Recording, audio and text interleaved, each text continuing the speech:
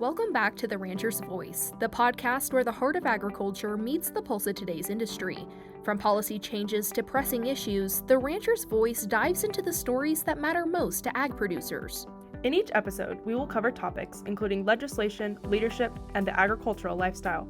So be sure to subscribe to The Rancher's Voice everywhere podcasts are featured. If podcasts aren't your thing, watch us on the Montana Stock Growers YouTube channel.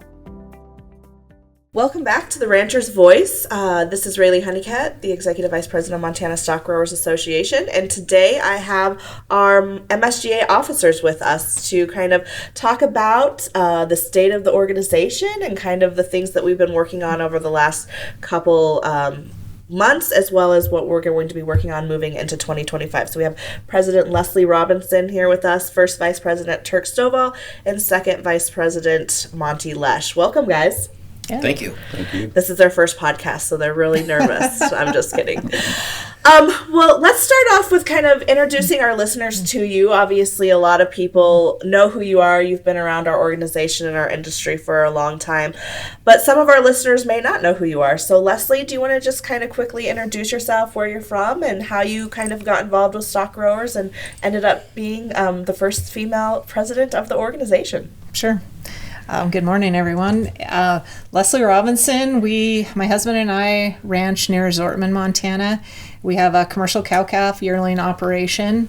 I am a fourth generation Phillips County rancher, and my husband's family has been around Phillips County for a long time. So I served on the Montana Stock Grower Board back in 1996 as a director and have done several things in between, and just decided that it was time to come back and serve in the leadership of stock growers, and that's how I got here to be recently elected. Well, congratulations, and excited for you to be in the president's seat and work with you under your leadership. So how about you, Turk? You're no stranger to stock growers and probably an additional legacy family. So why don't you share with us a little bit about who you are, where you guys come from? Sure. Well, thanks, Rayleigh. So my name's Turk Stovall. My family currently ranches south of Billings, Montana. I would be a fifth generation Montana rancher. You know, our ranch operations link back into the 1870s. You know, primarily all of those operations have operated on the Crow Indian Reservation. Today our operation consists of a commercial cow-calf herd, stockers, backgrounding feed yards, and then we also own a commercial feed yard, Yellowstone cattle feeders in Shepherd, Montana. You know, in my involvement, you know, I've always liked to be involved.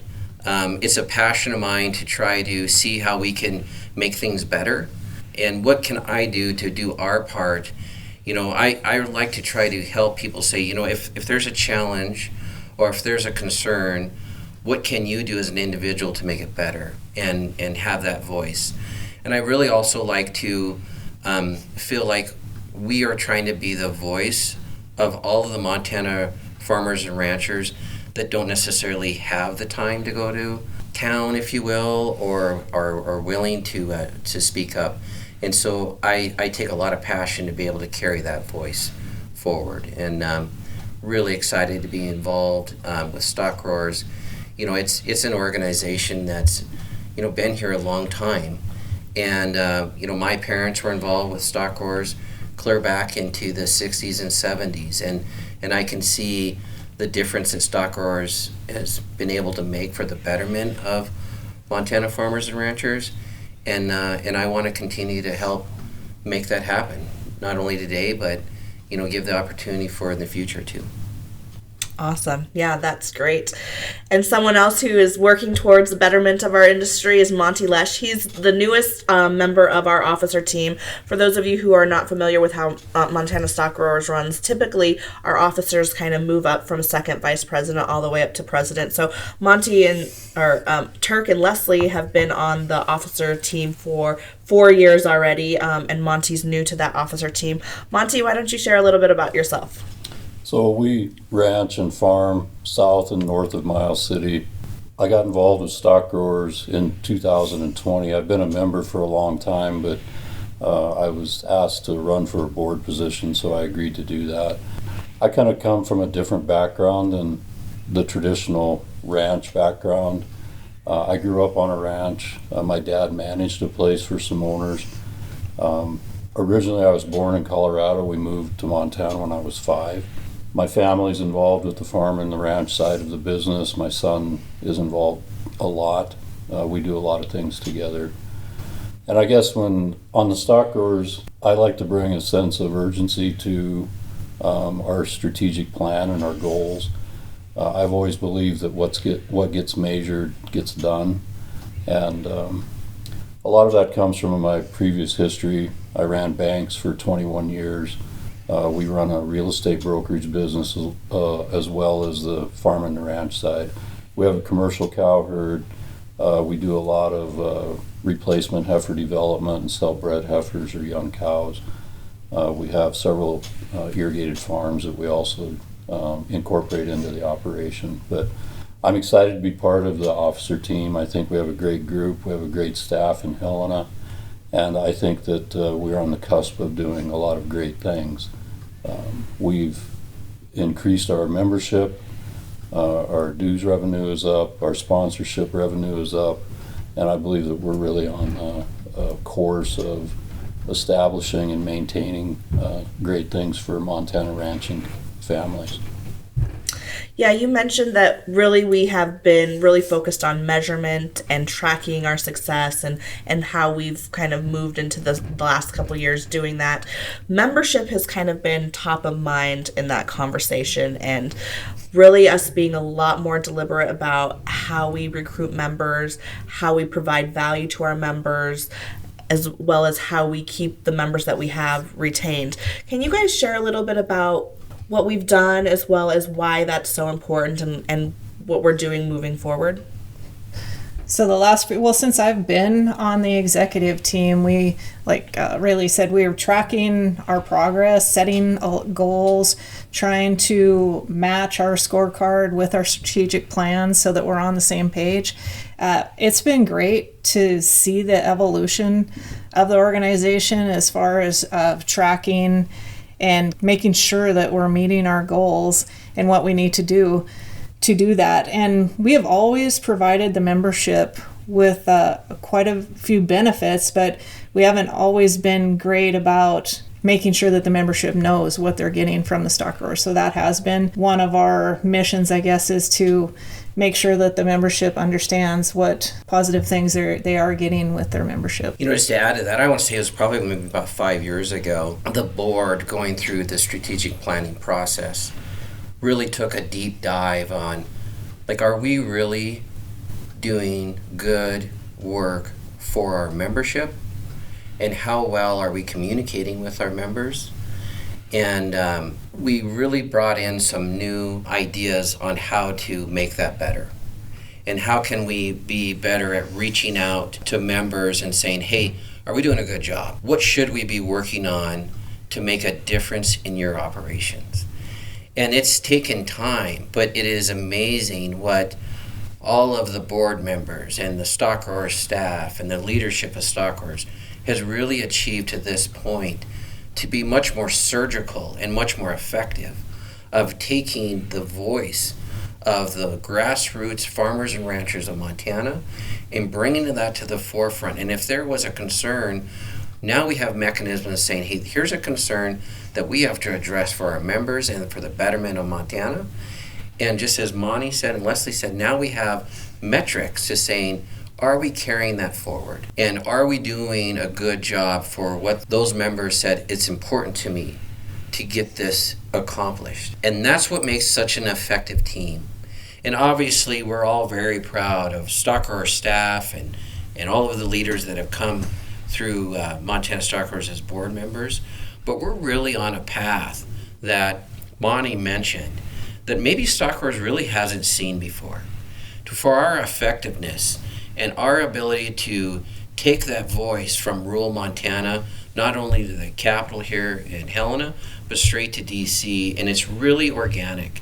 And it's been really awesome. And the feedback that we've already been hearing, just the thank yous, and we're seeing it obviously from membership growth and people that want to be involved with our organization. That's been really encouraging, and it really is exciting to see how far we can go to really make this not only a great place to farm and ranch today, but even a better climate for the next generation to take it on. Yeah, I think one of the exciting things that we've seen, as you kind of talked about our membership growing, is we've seen a lot of new faces too, right? Mm-hmm. A lot of beginning farmers and ranchers or producers that maybe left, had a career, are coming back to their family's operation or starting an operation on their own. Monty, when you were in the banking industry, you kind of worked with those types of people. We're seeing those folks and being part of those conversations now. What do you think that's attributed to as we kind of move into a kind of this new generation of what a rancher might look like in Montana? Well, I think that there's a couple of things that relate to that really, is that we've made a concentrated effort to try to bring young people into the fold of the membership. And I would attribute a lot of that to Ian Kane, who we hired to be our membership director or coordinator. But there are challenges bringing young people in, and its access to capital is a primary challenge.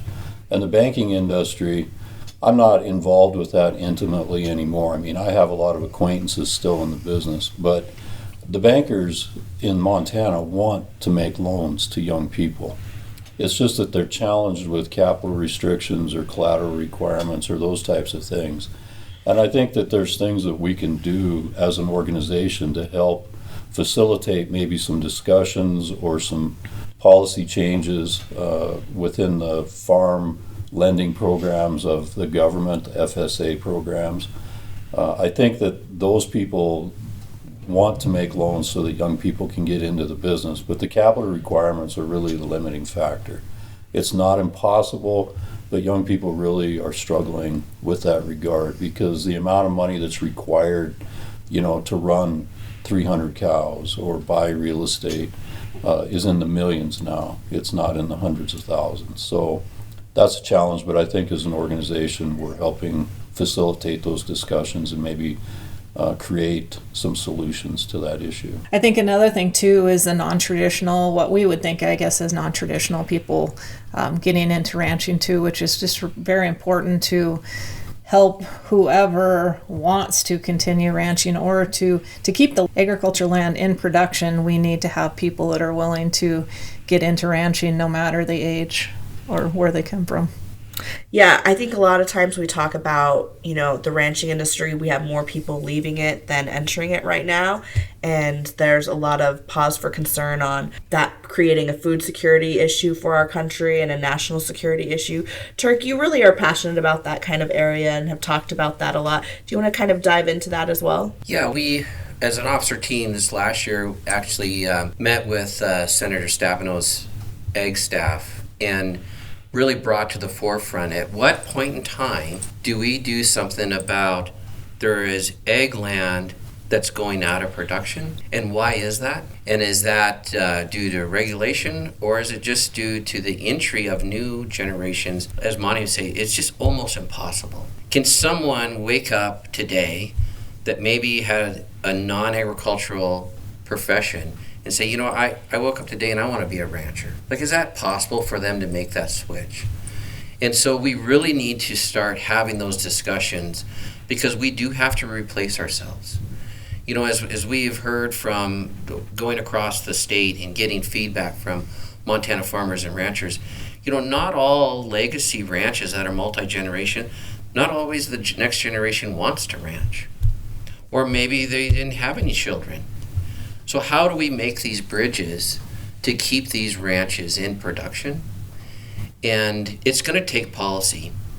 It's going to take a better look at the financial sector. And that is where we are taking some deep dives because we really do believe this is a long-term national security issue because we need to be able to feed our country. And talking about policy, Leslie, you were just recently in D.C. visiting with our new congressional delegation, which I'm excited to see that we have some new folks in D.C.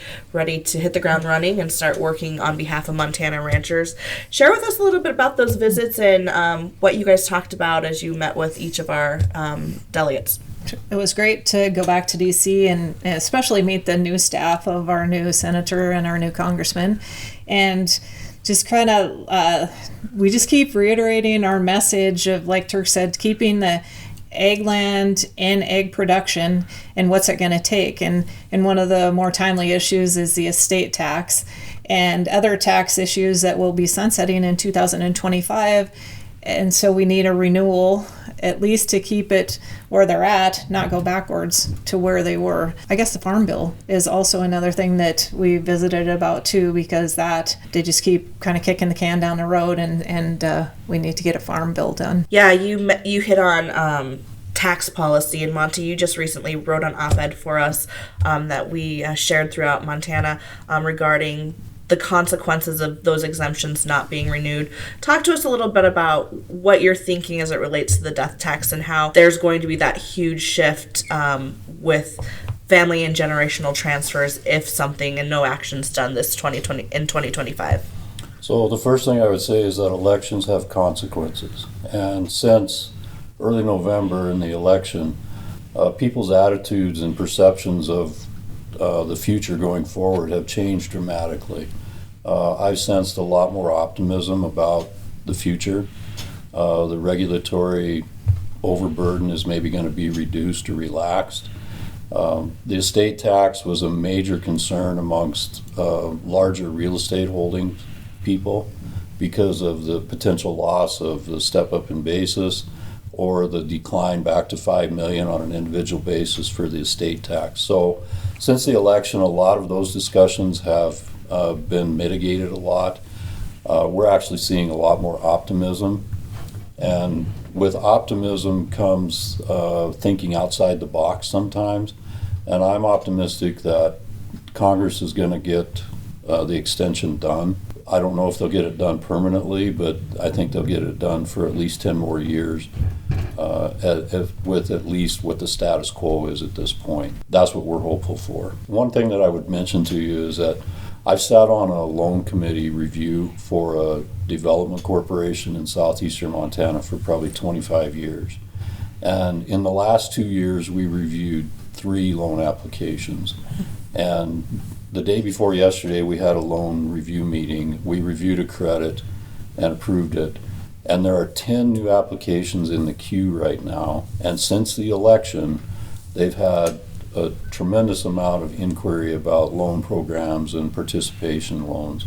So I would just say that I think from an economic standpoint, we're really looking at potentially the next 2 to 4 years are going to be, there's a lot of optimism, and optimism tends to breed success, and I'm very hopeful of that. Yeah, that's great to hear. And mentioning optimism, the cattle markets in general are in a really great place right now. Share with us some of the things that you guys are seeing from the different kind of sections of the industry that you're all working in. Well, I don't know if we've ever seen prices like this where we, where fat cattle are trading over $2.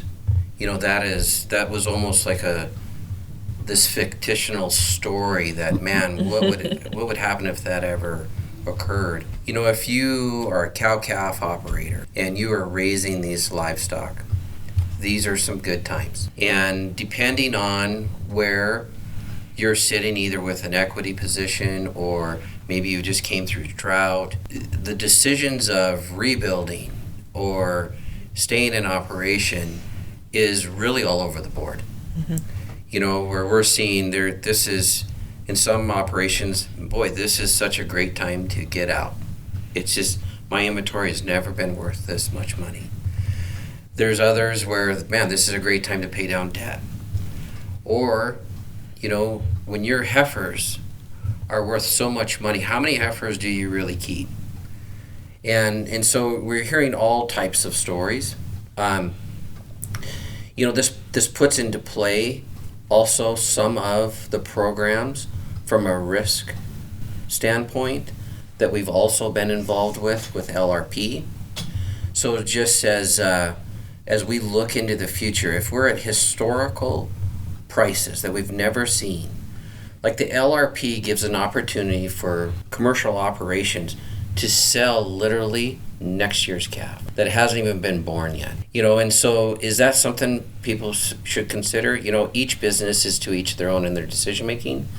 But one thing we've also been trying to do as stock growers is to make sure that all farmers and ranchers are at least aware of the tools that can be had to take advantage of a marketplace like this. You know, the commodity market gets to be scary for someone who's never been involved with the hedging or the options, and it moves so quickly. But there are other tools out there that really can help these cow-calf operations not only take advantage of the prices today, but maybe lock into something that's really into the future, which really is an individual decision. I don't know how much more we really want to gamble on it going up much more. And it's pretty darn good. Now, with our operations where we raise cattle, but we also buy cattle, us as buyers is what's happening is we're running out of buying power. Because where we're trying to fill feed yards or fill grass programs, or maybe we're buy heifers to breed for resale, it takes almost twice as much capital to do the same thing. And yes, interest rates have come down, but they're still what we're not going to call low. So it's very much a line item of expense for time, especially with these grass cattle. You know, as we buy grass cattle in the fall, you know, that's minimally a 12-month, a lot of cases, investment. So we're hoping for maybe more competitive interest rates as buyers, but what we're seeing in the marketplace is, you know, your smaller players in the game are just flat running out of buying power. Because it just takes that much more money to play the game. And it's going to be interesting. And it's great right now if you're selling inventory, but we are all extremely cautious as we're making our buys right now. Well, everything that you just said, you know, for somebody listening that may not have grown up in the industry or may not have been in the industry for many, many years, that can be a very daunting or, scary situation. And Monty talked about access to land and capital being something that's a challenge for younger beginning producers. But I think having resources for people to go to and ask those questions is also kind of a challenge. And from a Montana stock grower's perspective, we've really talked about how we can facilitate mentorship and being a resource for people so that I can call you, Turk Stovall, and ask you questions about maybe a loan or a contract or what I should do.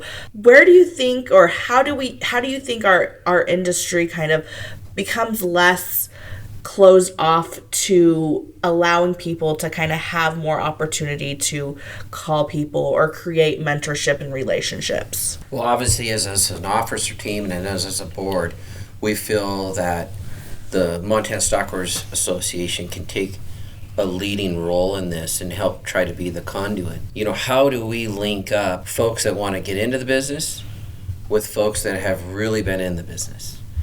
And we've for sure have heard stories where there's ranchers looking for someone to help. And can we create that environment to try to get people connected? When through our our efforts this last year going across the state, we heard great stories of where ranches that maybe didn't have children or the children didn't want to come back, where they were actually working with another young couple to help them get into the business. And what a win. What a win for the community. And it was really a win for that legacy family, knowing that ranch is going to continue on. And very admirable, and what a story to look up to. Can we create more stories like that where maybe, hey, I want to learn more about maybe the cattle feeding business, or I want to learn more about developing heifers, or I want to learn more about how do I work through these loans? I think we have a real opportunity there. And that's pretty darn exciting. And I know, Rayleigh, you've already made efforts with the team and Montana Stock Growers going down that direction, and it's going to be a neat chapter in Stock Growers, and it's going to be, I believe that to be one of the great success stories we're going to talk about in the near future, to where we can really help be a big benefit in people's lives. I just would like to add too that, like Rayleigh and Turk said, we're guiding people to where the resources are, but they make their own decisions as if they want to use it or if it works for their operation. But so many people just don't know what's out there, and so that's a part of our job, is to make sure that they know where to go. Yeah, I would just add that we probably have some partners that can help us out with this process in the accounting and the tax and the finance industries. And it's just a matter of bringing them into the fold so that they are a reliable source of information. The one thing I would say about generational transfer is that a lot of people have unrealistic expectations. And I think that that's the serious conversation that needs to be had between the individuals that are looking to exit the industry and those that are looking to come into the industry. Because a lot of times there's this, it's the Yellowstone mentality from the people that aren't really familiar with the agricultural industry. It's not all about, riding your horse and fixing fence and branding and that. That's just part of it. But there's a tremendous amount of time and effort needs to be put into the financial analysis and the risk management that Turk talked about. The old mantra in my life has always been, it's not the return on my capital, it's the return of my capital that really should drive a lot of your decisions. And right now with the cattle market, it is a great time to be in the cow-calf business. But those of us that have been in it for years know it's not a matter of when prices or if they drop, it's when. And they always do. And most of the time it's something that we're asleep at the switch, and when it happens, we wake up and wonder, how did I miss that? Well, as we kind of wrap up our conversation, obviously, I'm surprised we haven't said it, because we haven't said it through this whole conversation, but we've kind of nicely packaged this up and put a bow on it and been calling it Producer Profitability, or the Producer Profitability Initiative. And really, it's this grassroots effort is catching on. Other states are talking about it. Other organizations within the country are talking about it.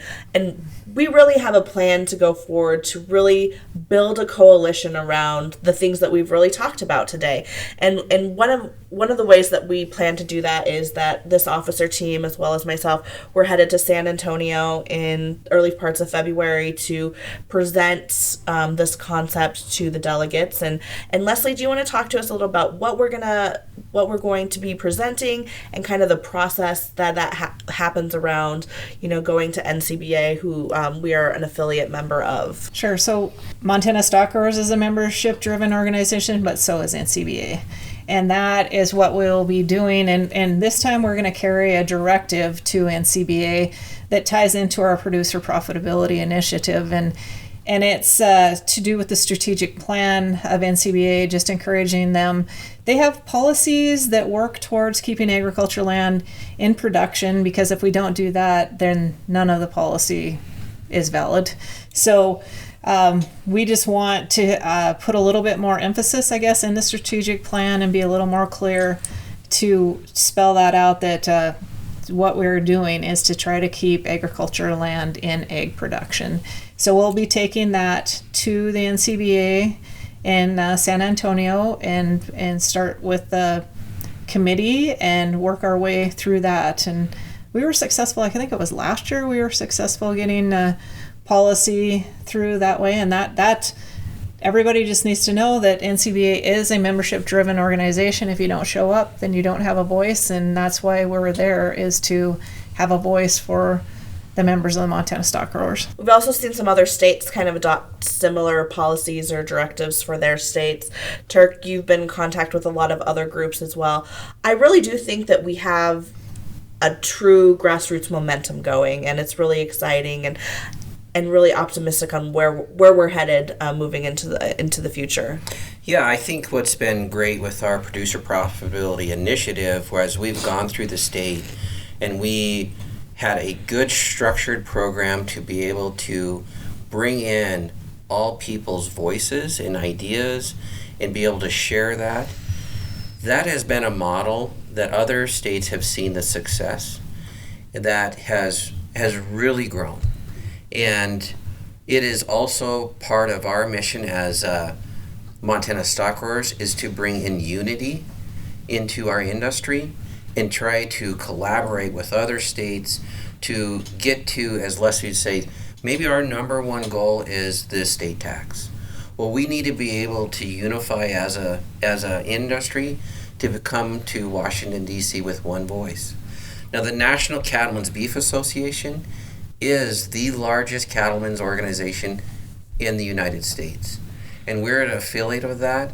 And what was been really neat is where we were bringing in voices from across Montana through producer profitability, and now we're carrying those voices to the National Cattlemen's Beef Association, and through their governance of what Leslie just said, we're getting that and proposing that to be in their strategic plan, to where Montana farmers and ranchers' voices will be part of the strategic plan of the largest cattlemen's organization in the country. And that is really the power of these organizations. And other states can see the effectiveness of that, what the Montana Stock Growers staff has organized and the leaders of Montana Stock Growers have done, and it's being replicated because it's effective, and it's really bringing a lot of people together to have one voice. Absolutely. And you in kind of closing, you talk about the power of a grassroots organization. If somebody's listening, Monty, to this podcast, maybe they're not a joiner, maybe they've never been to a stock growers event, what would you tell those listeners about maybe why it's important to check us out or come to an event or learn a little bit more? Well, it's important to be engaged. And I guess if you're going to be engaged in a group that makes policy, you need to be a member, because then you have a vote in what happens. We're a policy-driven organization. We don't go off the rails. We follow that very closely when it comes to any matters that we're presented with. So I would just tell people that, if you don't show up, then you don't have any right to complain about things. So pay your dues, come to the meetings, express your opinions. Are you always going to get everything you want? No, you're not. But we've taken the position that if we can get 80% of what we want, in my mind, that's a win. And I think a lot of people need to think about that you can't, as a membership organization, you're never going to get 100% of what you want. But if you're a member, you're part of the solution, not part of the problem. And I guess that's what I would tell people. Any closing thoughts from you guys? I think the saying, if you're not at the table, you're on the menu, is very fitting. Yeah. It's, as we talk with farmers and ranchers and we talk about membership, when you get people involved in the process, you not only get a chance to talk about something that will affect your business today, but really for tomorrow and the next generation. But there's an educational process that, if you've never been involved with, is only an asset to you, because you're really more educated about what's going on, not only locally, but how our country works. And it's just imperative, if you are a farmer and rancher and you are trying to make your business here, your voice needs to be heard. And that's one of the fastest ways to be able to get that done. Great. Well, thank you guys so much for joining me today. I think that we'll have many opportunities through your officer terms to have these type of conversations and really talk about the excitement and momentum happening around Montana Stock Growers Association. So that's our podcast for today. Thank you all for listening. If you want to learn more about Montana Stock Growers, always feel free to check out our website at mtbeef.org. And if not, make sure that you're subscribing to our podcast, like and comment below, and we'll talk to you next time on The Rancher's Voice.